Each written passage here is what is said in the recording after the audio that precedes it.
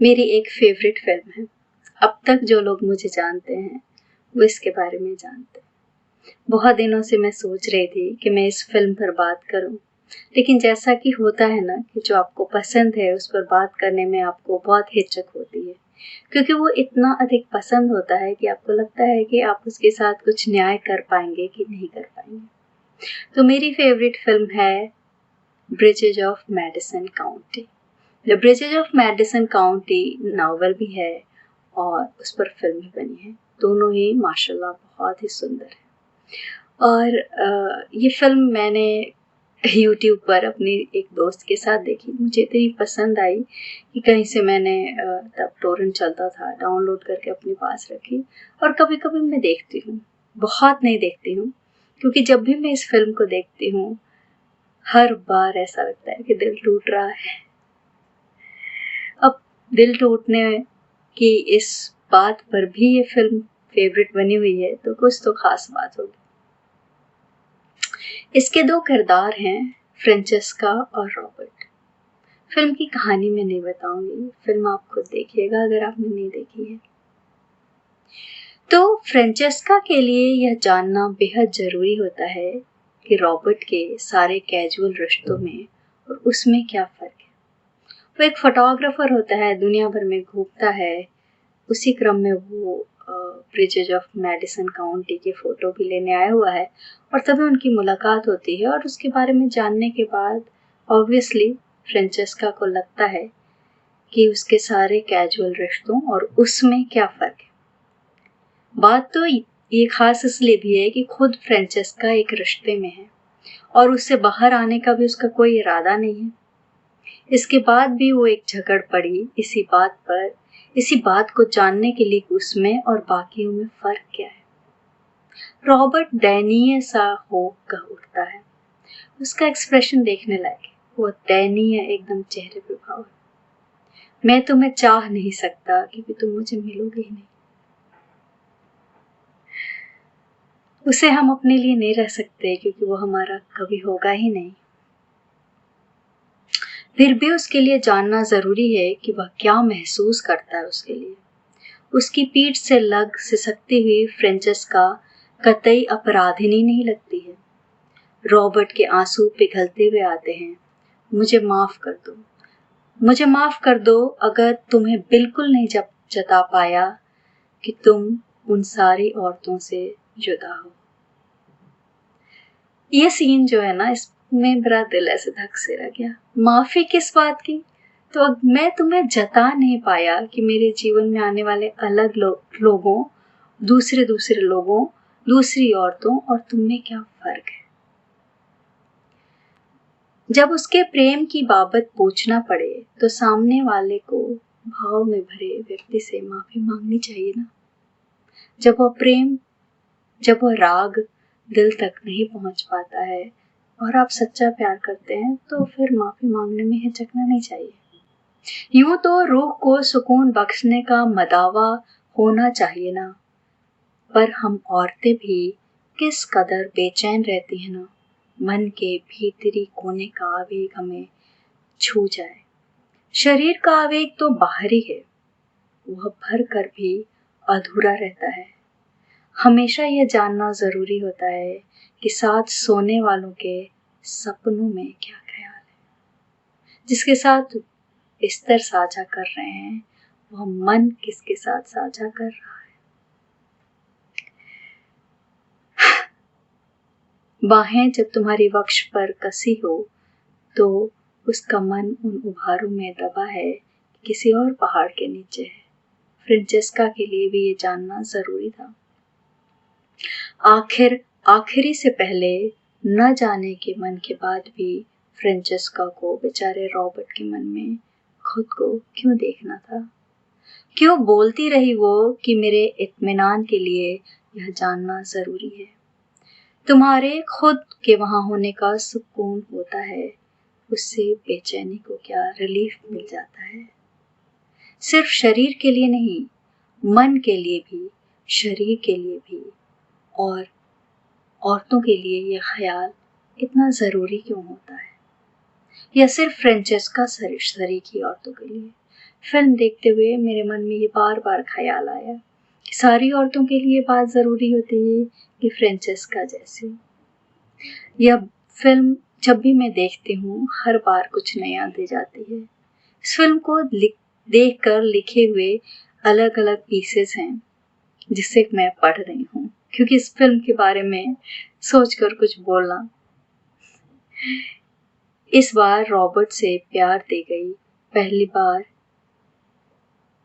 देखने में मैं मेरिल पे मुग्ध थी, लेकिन इस बार जब आखिरी बार देखा था और ये लिखा था रॉबर्ट उसके आंसू, यह कहना कि अपनी किसी चीज के लिए वह माफी नहीं मांगेगा, अपनी नजर में वह गलत है ही नहीं। और वह रॉबर्ट जिसे लोगों की जरूरत थी लेकिन उसे प्रेम नहीं था, किसी भी खास से प्रेम नहीं था, और वह खास जब उसको मिली तो उसकी होकर भी नहीं हुई। उस समय वो कहता है, कितनी कितनी कितनी बड़ी बात है ना, वो कहता है मुझे लगता है नियति ने मुझे फोटोग्राफी में इसलिए लगाया, मैंने यह काम ही इसलिए किया कि मैं तुमसे मिल सकूं। ये जब संवाद आता है और मैं उसका एक्सप्रेशन और बॉडी लैंग्वेज देखती हूँ तो मुझे ऐसे लगता है कि ओह गजब, जीवन में एक पल भी ऐसा मिले तो जीवन सार्थक लगता है। प्रेम और छल के विषय में भी आपको ये बहुत ज्ञान देती है। रॉबर्ट कहता है एक जगह, चाहे कितनी भी लंबी हुई है जिंदगी, पर संशय से भरे इस कायनात में यह यकीन एक बार ही आता है। हमने देखा कि वो अपने साथ चलने के लिए, फ्रेंचेस्का को कहता है, वो अपना सूटकेस पैक कर रही होती है, लेकिन वह देखते देखते भी हम जानते हैं कि वह उसके साथ नहीं जाएगी, क्योंकि वह शादीशुदा है, उसके बच्चे हैं, उसका परिवार है, और उसको अपने पति से ऐसा नहीं है कि कोई नफरत है। और उस अपनी जिंदगी को, जो पूरी जिंदगी है उसकी, उसको छोड़कर वो चल नहीं देने वाली है, पीछे रुकी हुई है, उसका परिवार कहीं और गया है और वो उन दिनों में प्रेम में है, लेकिन वो जाएगी नहीं। 40 पार की फ्रेंचेस्का और 50 पार के रॉबर्ट जब मिलते हैं तब उन्हें पता चलता है कि उनके जीवन में रिक्ति क्या थी। जीवन तो था, लोग थे, सेक्स भी था, लेकिन रिक्ति क्या थी?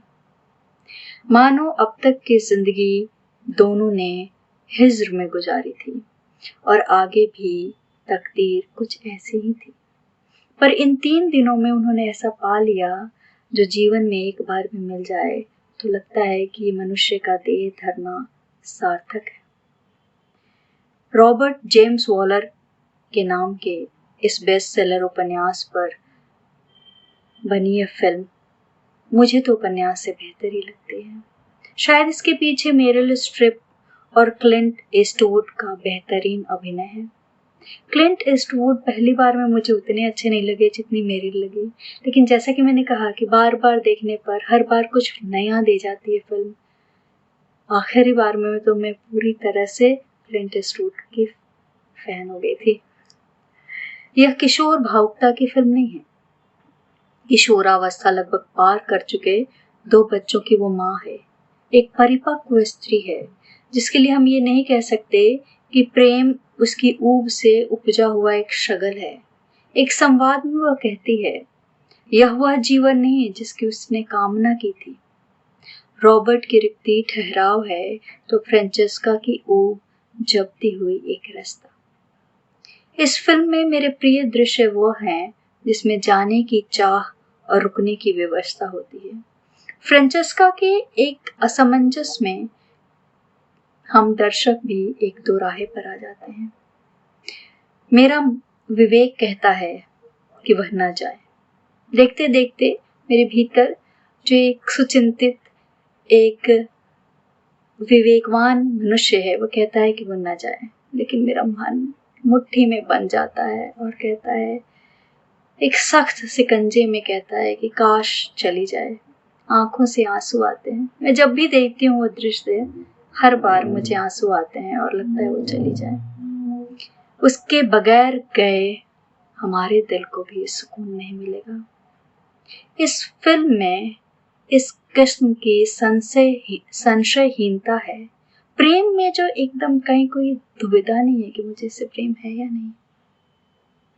लगता है कि जो सामने खड़ा है वही हमारे जीवन का अर्धांश है और उससे मिलकर ही पूर्णता मिलेगी, लेकिन जा नहीं सकते। त्रासदी शायद यही है। फिर दूसरा दृश्य, जब फ्रेंचेस्का बगल में बारिश में सामान लेने जाती है, उसे आगे रॉबर्ट का ट्रक दिखता है। लाल बत्ती पर वह उनकी कार के आगे रुका है।